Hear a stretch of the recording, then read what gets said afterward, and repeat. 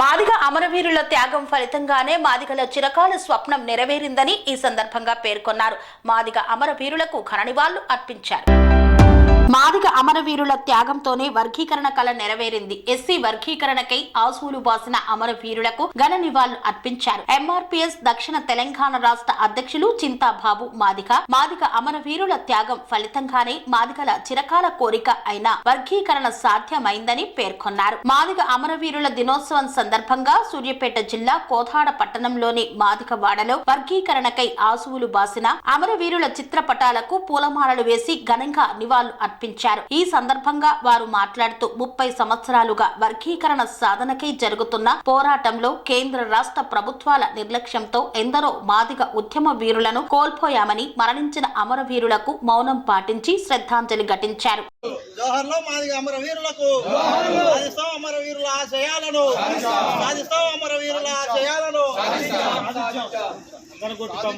అమరవీరుల ఆశయాలను సాధించాం 1994లో ప్రకాశం డిస్టిక్ ఈదుమూడు గ్రామంలో ఏర్పడిన ఏబిసిడి వర్గీకరణ సాధించుకోవాలని మాదిగలు తలపెట్టిన ఉద్యమం ఈరోజు గత 30 సంవత్సరాలు నడిచినది.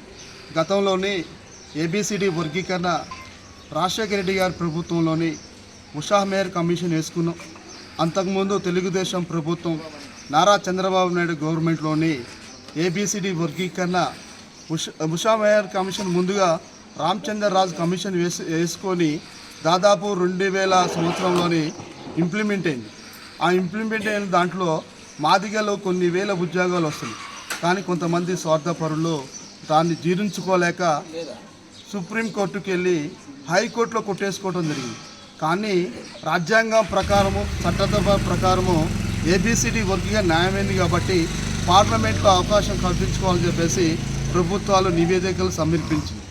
ఇప్పుడున్న కాంగ్రెస్ గవర్నమెంటు సుప్రీంకోర్టులో వేసిన పిటిషను ఆగస్టు 1వ తారీఖున ధర్మశాస్త్ర 7 జడ్జిలలో 6 జడ్జిలు న్యాయంగా మాదిగలు చెందాల్సిన వాటాను ఏబిసిడి అమలు చేసుకోవచ్చు, ఆ రాష్ట్రాలుగా విభజించుకోవచ్చు అని చెప్పేసి సుప్రీంకోర్టు తీర్పు ఇచ్చింది.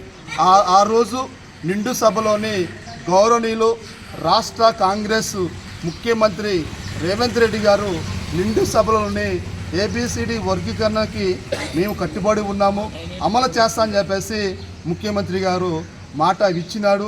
ఆ మాట మనం నిలబెట్టుకొని 4వ తారీఖున ఏబిసిడీలు మనం సాధించుకోవడం జరిగింది. ఆ తరుణంలోని మరి అయితే మాదిగ జాతి కోసం మాదిగల అమరులైన వారి కుటుంబాలు కూడా కాంగ్రెస్ ప్రభుత్వం మొన్న దామోదర రాజనరసింహ గారు మంత్రి గారు దామన్న మాదిగ నాయకత్వంలోని ప్రతి కుటుంబానికి 5 లక్షల రూపాయలు ప్రభుత్వాన్ని ఇవ్వడం జరిగింది. దానికి మేము ఎంఆర్పిఎస్ పక్షాన హర్షం వ్యక్తం చేస్తున్నాం. ఎందుకంటే జాతి కోసం మాదిగలు మరి ఏబిసిడి వర్గీకరణ అమలు కావాలని చెప్పేసి వాళ్ళు అసెంబ్లీకి ఎక్కి పెట్రోల్ పోసుకొని చనిపోయిన మాదిగ బిడ్డలకి దామోదర గారు మరి 5 లక్షల ప్రభుత్వం వెంటనే ప్రకటించింది. దానికి మేము కృతజ్ఞతలు తెలియజేస్తున్నాం. జోహార్లో మాదిగ అమరవీరులకు, జోహార్లో మాదిగ అమరవీరులకు. అనురాగానికి అమ్మ ఆదర్శం, ఆరోగ్యానికి Shri Sai homeo stores and clinic. అనుభవం, అర్హత, అంకిత భావం కల డాక్టర్లచే చికిత్స. అన్ని రకాల ఆరోగ్య సమస్యలకు నమ్మకమైన ఎంపిక Shri Sai homeo stores and clinic.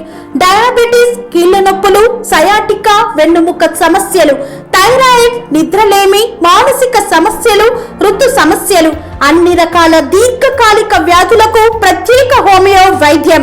అందరికీ అందుబాటులో అంతర్జాతీయ హోమియో వైద్యం Shri Sai homeo stores and clinic. మీ ఆరోగ్య సమస్య ఏదైనా ఇప్పుడు పరిష్కారం సాధ్యం. సైడ్ ఎఫెక్ట్ లేని వైద్యంతో సంపూర్ణ ఆరోగ్యం కొరకు సంప్రదించండి Shri Sai homeo clinic and stores, Bhavani Nagar, Ambedkar Nagar road, old Alwal, Secunderabad. సంప్రదించాల్సిన ఫోన్ నంబర్స్ 9000751751 మరియు 9000422525.